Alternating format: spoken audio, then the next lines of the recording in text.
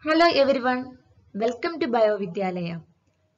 As we know that B cell receptor can recognize and bind with antigen, or we can say specifically epitope present on the surface of antigen can bind with B cell receptor. And T cell receptor can only recognize and bind with antigen presented by MHC molecule. So here we are going to discuss about B cell and T cell receptors, mainly the structure and function of these receptors. So let's see that. B cell receptor. The B cell receptor includes both CD79 or Ig alpha and Ig beta and the membrane bound immunoglobulin. Here in this picture you can see that this blue color one is membrane bound immunoglobulin and this orange color one is Ig alpha, Ig beta heterodimer. This is called heterodimer because this is composed of two different chain. Here Ig alpha and Ig beta, or we can say CD79A or CD79B. And here you can see this membrane bound immunoglobulin is composed of one external domain. This is the external domain, one transmembrane domain and one cytoplasmic domain. Okay. But in this is membrane bound immunoglobulin. But in secretory immunoglobulin, this transmembrane and these cytoplasmic domains are not present. That is the main difference between this membrane bound immunoglobulin and secretory immunoglobulin. So, B cell receptor is composed of membrane bound immunoglobulin and Ig alpha, Ig beta heterodimer. The B cell receptor extends both outside the cell above the plasma membrane and inside the cell below the plasma membrane. Membrane-bound immunoglobulin can interact with antigen. Ig alpha and Ig beta are not able to bind to antigen. Here this membrane-bound immunoglobulin will interact with antigen that can bind with antigen. But this Ig alpha and Ig beta are not able to bind with antigen. Then what is the function of this Ig alpha, Ig beta heterodimer? They are signal transduction molecule that will help to transduce signal to the nucleus. Okay, that will convey signal to the nucleus. That is a function of Ig alpha and Ig beta. So, B cell receptor is consisting of ligand binding immunoglobulin molecule and signal transducing Ig alpha and Ig beta heterodimer. As we know that antibodies are, the chains of antibodies are bound together by disulfide bond. Same here in Ig alpha and Ig beta heterodimer are bound together by disulfide bond. Okay. And the cytoplasmic tail of this membrane bound immunoglobulin is too short. So they are not able to generate signal by associating with various intracellular signaling molecule such as protein, tyrosine kinase, G protein, etc. So they are not able to transduce antigen recognized signal to the nucleus. So here this Ig alpha and Ig beta heterodimer is helping for signal transduction. They convey antigen recognition signal to the nucleus. The cytoplasmic tail of this Ig alpha and Ig beta are long and the alpha chain contain 61 amino acids and the beta chain contain 48 amino acids. And this alpha chain and beta chain contain 18 residue motif called the immunoreceptor tyrosine based activation motif or ITAM. This is the ITAM region. It contains 18 residues. Okay.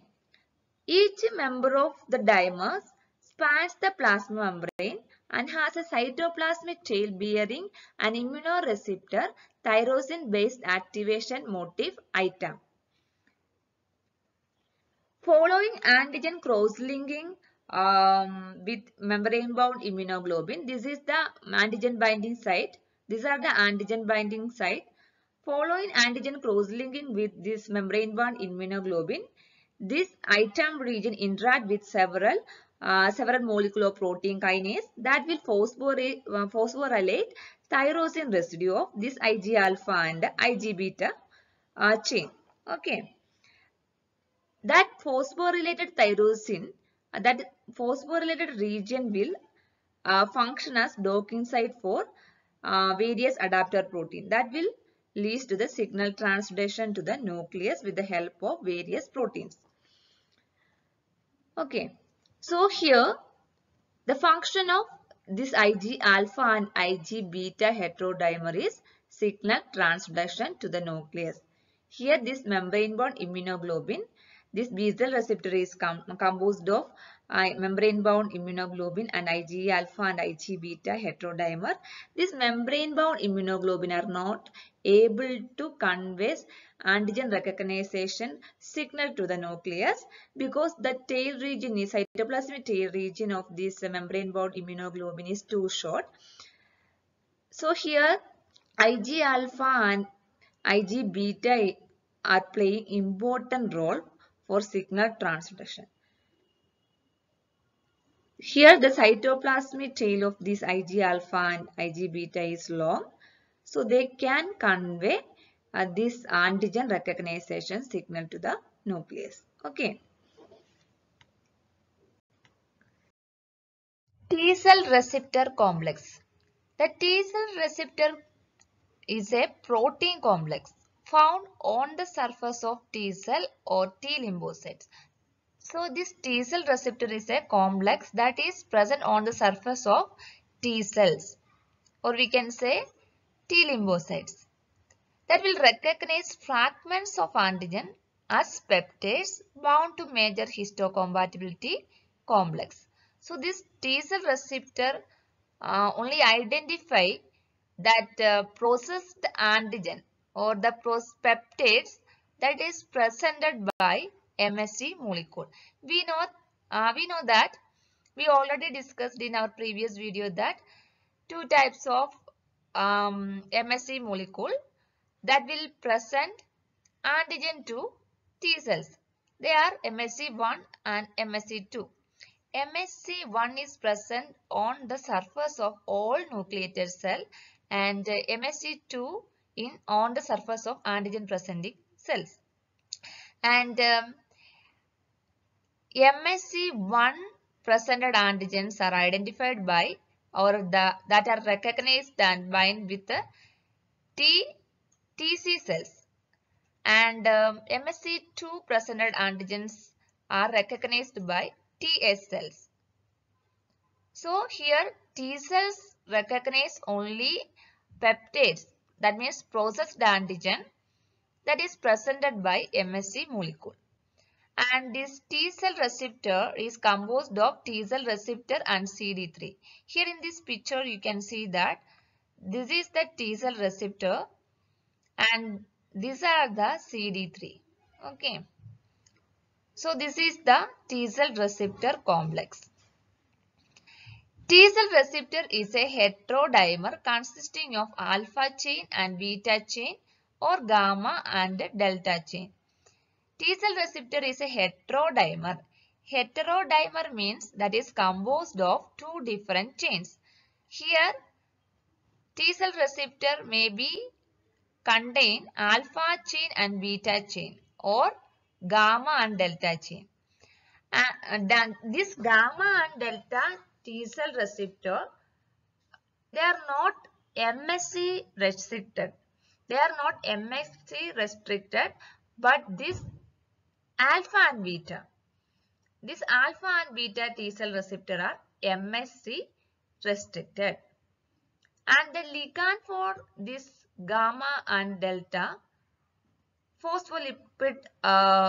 phospholipid antigen. But this alpha and beta will recognize MSC presented peptides. Okay. Here it is. Here in this picture you can see that this is composed of alpha and beta heterodimer. Okay. And this is the antigen binding site that will recognize, this region will recognize and bind with MSC presented antigen. Okay.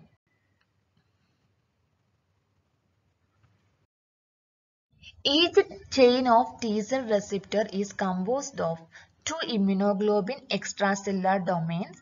Variable region and constant region are also present in these extracellular domains, followed by transmembrane region and a short cytoplasmic tail, while the variable region binds to the peptide MSC complex. Here this T cell receptor that is composed of extracellular domain, transmembrane domain and cytoplasmic tail. And this cytoplasmic tail is very short, and here this extracellular domain is composed of variable region and constant region. These top ones are variable region and these below ones are constant region. This variable region can recognize and bind with MSC presented antigen, or we can say peptide presented by MSC molecule. Okay. And this CD3 is made up of two heterodimer delta epsilon and gamma epsilon, and one homodimer zeta zeta that may be a heterodimer sometimes like zeta and eta. Okay. Here in this picture we can see that these are the CD3 and here this heterodimer. These are the heterodimers, and this heterodimer is composed of delta zeta and here delta epsilon and gamma epsilon. Okay.